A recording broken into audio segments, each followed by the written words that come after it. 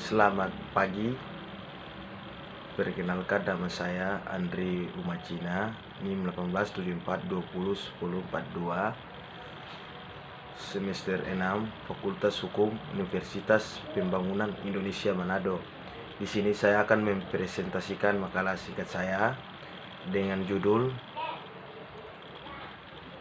Analisis Tindak Pidana Korupsi di Indonesia dari tahun 2015 sampai 2021. Saya singkat saja. Saya lanjut di tinjauan pustaka.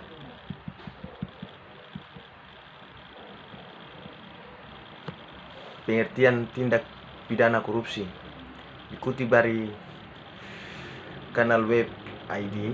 Pengertian korupsi secara luas adalah perbuatan yang buruk, penyelewengan uang negara atau perusahaan dari tempat seorang bekerja untuk kepentingan pribadi atau orang lain. Dalam kamus hukum Black Laws Dictionary, Henry Campbell menjelaskan pengertian korupsi adalah sebuah perbuatan yang dilakukan dengan maksud untuk memberikan suatu keuntungan yang tidak sesuai dengan kewajiban resmi dan hak-hak dari pihak lain, dirinya sendiri atau untuk orang lain bersama dengan kewajiban dan hak-hak dari pihak lain.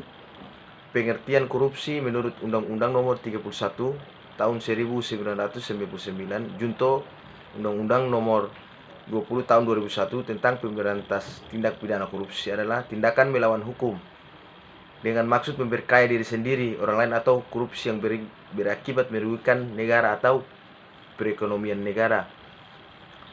Bentuk-bentuk tindak pidana korupsi dalam hukum positif.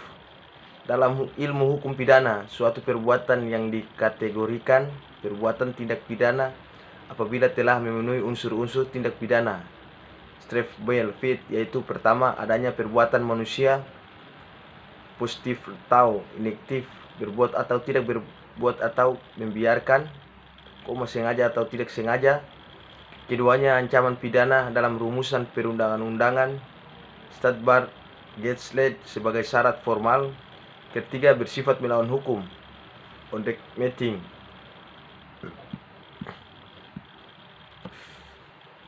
Ada 30 bentuk tindak pidana korupsi tersebar dalam 13 pasal.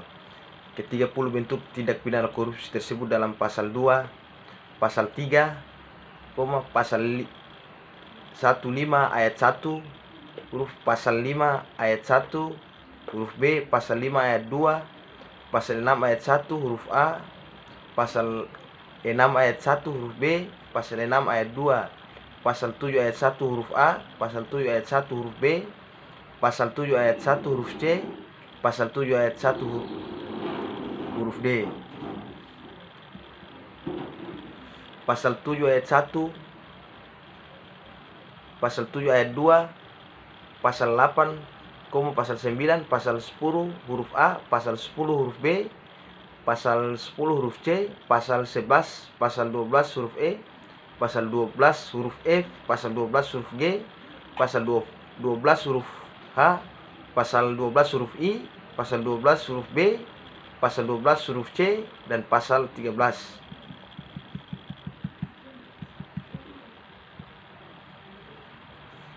Itu yang makalah singkat saya yang saya sampaikan. Terima kasih. Di sini saya mengajak adik-adik untuk marilah sama-sama kita bergabung dengan Universitas Pembangunan Indonesia Manado.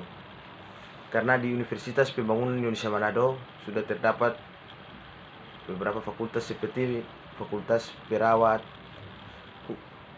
Pertanian, Hukum, Teknik, dan lain-lain.